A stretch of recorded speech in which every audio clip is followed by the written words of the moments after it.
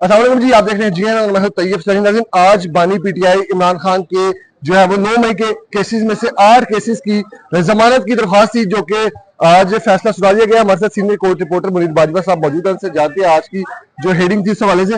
भाई साहब बताइएगा कि आज जो है वो 8 केसेस की जो जमानतें थी खान साहब की, उसे खारिज कर दिया गया है। इस हवाले से थोड़ी बताइएगा। राना साहब, लाहौर हाईकोर्ट के 2 रुकनी बेंच जिसकी सरबराही मिस्टर जस्टिस सईद शहबाज अली रिजवी कर रहे थे, उन्होंने ये कल इस केस के समाअत जो है वो की थी, फैसला महफूज किया था और ये कहा गया था कि कल जो है फैसला सुना दिया जाएगा। लेकिन कल से आज पे बात आ गई और कॉलेज जो है वो भी जारी हो गई।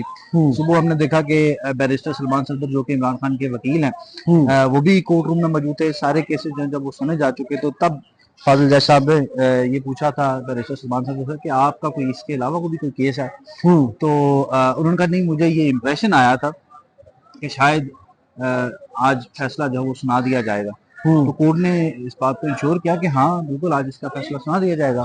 तो बस वो फिर क्योंकि कागज तक जारी होती है तो वकील ये समझते हैं कि शायद आज मजीद कोई आर्गूमेंट होने हैं। ठीक है। तो वो आर्गूमेंट नहीं थी, वो जो एक तासुर था वो वहीं पे खत्म हो गया जब फाजिल जज साहब ने ये कह दिया कि आज ही फैसला सुना दिया जाएगा। तो कुछ ही देर पहले जो है वो फैसला अदालत में 2 रुकनी बेंच हो आके बैठा और अदालत ने ये पूछा कि उनके वकला कोई मौजूद है। तो तहरीक इंसाफ के कुछ वकील जो थे मौजूद थे और अदालत ने ये कहा कि सॉरी, ये पिटीशन जो है 8 की 8 जिसमें इमरान खान के खिलाफ 9 मई के मुकदमात में जिना हाउस में 8 मुकदमात थे, उसमें उन्होंने जमानत की दरख्वास्तें दायर कर रखी थी, वो सॉरी कह के अदालत ने डिसमिस कर दी। ठीक है। वो जमानत की अच्छा, दरख्वास्तें जो पीटीआई के जो मुस्तरद हो लोग गई। हैं, बिलखसूस पीटीआई लीडरशिप और जो कारकुनान है, वो एक्सपेक्ट कर रहे थे खान साहब की इन केसेस में जमानत हो जाएगी, लेकिन ऐसी क्या कमर अदालत की क्या सूरत हाल थी? राणा साहब, जब से ये केस करीब पहुंचा तहरीक इंसाफ के रहनुमा भी आते रहे, लीमा खान भी आई, उजमा खान भी आई, नूरीन न्याजी भी आई, ये भी आती रही और बाकी तहरीक इंसाफ की लीडरशिप भी आती रही। लेकिन आज और कल ये नहीं आए और वो रीजन वल्लाहु आलम क्या है कि वो क्यों नहीं है, शायद इस्लामाबाद में उनकी मसरूफियत हो। परसों नूरीन न्याजी और उजमा खान जो है वो आई थी। ठीक है। वो जब फैसला महफूज हुआ उस वक्त वो बड़े पुरुमीद थे कि ये फैसला जो है वो इनके हक में आएगा। डेफिनेटली हर पार्टी जो है वो यही सोच रही होती है कि इनके हक में फैसला आएगा, लेकिन ये अदालत ने जो फैसला दिया वो उनकी तवक्कुआत के बरक्स है। ठीक है। और तहरीक इंसाफ में लामोहल्ला ये बातें चल रही थी, कुछ वकला से भी बात हुई है, तहरीक इंसाफ के जो वकील वैसे ही पेश होते हैं आके या केस को अटेंड करते हैं, सुनते हैं, तो उनकी तवक्कुआत ये थी कि 5 मुकदमा जिसमें इमरान खान जो है वो नामजद नहीं है, उनमें उनकी जमानतें हो जाएंगी।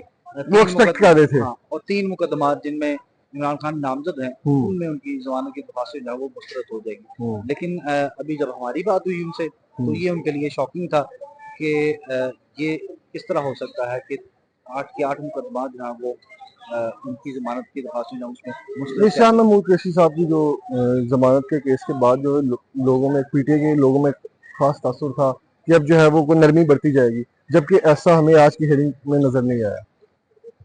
ये बात दुरुस्त है कि ये तो कोर्ट ने अब जो फैसला किया है, इनके पास पीटीआई के पास अगला फोरम मौजूद है। सुप्रीम कोर्ट में इस फैसले के खिलाफ वहां से जाके अपील जो है वो फाइल करेंगे। जमानत की दरख्वास्त में इमरान खान की वहां पे दायर होंगी, अब सुप्रीम कोर्ट इसके ऊपर फैसला करेगी। अगर हम माजी देखें ना राना साहब, ख्वाजा बरादरान उनकी जमानतें लाहौर हाई कोर्ट से खारिज हुई, सुप्रीम कोर्ट से जाके पहला रिलीफ उन लोगों को मिला था ठीक है। न्याय के केसेस में और वो उनकी सुप्रीम कोर्ट से जमानत मंजूर हुई थी। तो इमरान खान के भी केस क्योंकि बड़ा हाईलाइटेड केस है, बड़ा हसास केस है, तो लामोहल्ला सुप्रीम कोर्ट इसके ऊपर जो है वो क्या समझते हैं कि बानी पीटीआई या ओवरऑल जो पीटीआई के जो लीडरशिप जो है वो इस वक्त में कैद में है, उनके लिए कोई रिलीफ मिलता नजर आ रहा है जो है वो अपकमिंग डेज में? क्योंकि हम देखते हैं हर दूसरा शख्स जो है वो बिलखुसूस पीटीआई से जो मुंसलिक है, उनका ये कहना होता है जी खान साहब बहुत जल्द बाहर आ रहे हैं, बहुत जल्द उनकी जमानत हो जाएगी। आप मुझे बताएं कि क्या आपका एनालिसिस क्या कहता है, being a journalist, being a court reporter, आप क्या समझते हैं?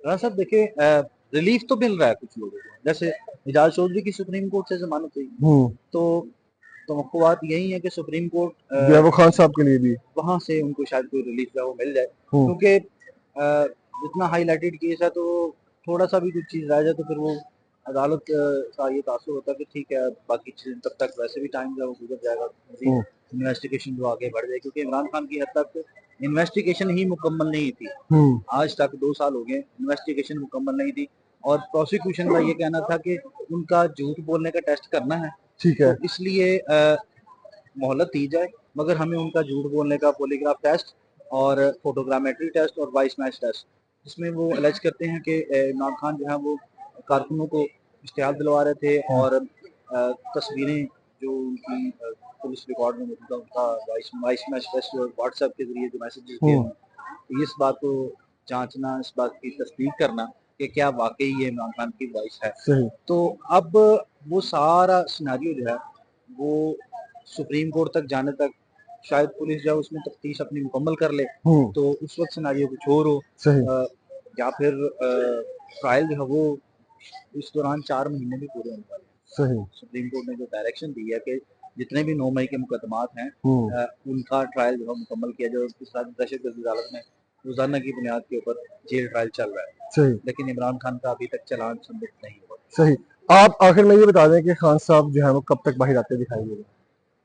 ये तो यूट्यूबर वाली बात करेंगे हाँ, या बिल्कुल। देखिए राना साहब, अगर यूट्यूब माजी का को देखें एनालिसिस ना, नहीं, मैं ओवरऑल आपकी एक अपनी राना साहब वर्किंग अगर और माजी को एनालिसिस। देखें ना, माजी को देखें तो राना सनाउल्लाह का केस हमारे सामने एक मिसाल के तौर पर मौजूद है हम्म, कि राना सनाउल्लाह को जब मंशियात केस में गिरफ्तार किया गया तो लाहौर हाई कोर्ट के 2 रुकनी बेंच ने हम्म, लाहौर हाई कोर्ट के जस्टिस मुश्ताक अहमद हम्म, ने ये करार दिया कि किसी मुलजम को बतौर सजा इतना अरसा जेल में कैद नहीं रखा जा सकता, ठीक है, तो जब रिलीफ मिलना होगा तो ये आ जाएगी बात। ठीक है, ठीक है, अगर रिलीफ नहीं मिलना तो फिर लंबा चलेगा तो ये। फिर जब होगा, हम्म, और सुप्रीम कोर्ट की हद तक अगर अक्सर जाके हमने ये देखा है कि सुप्रीम कोर्ट जाके अक्सर मुल्जिमों की जमानतें जो हैं वो मंजूर हो जाती हैं।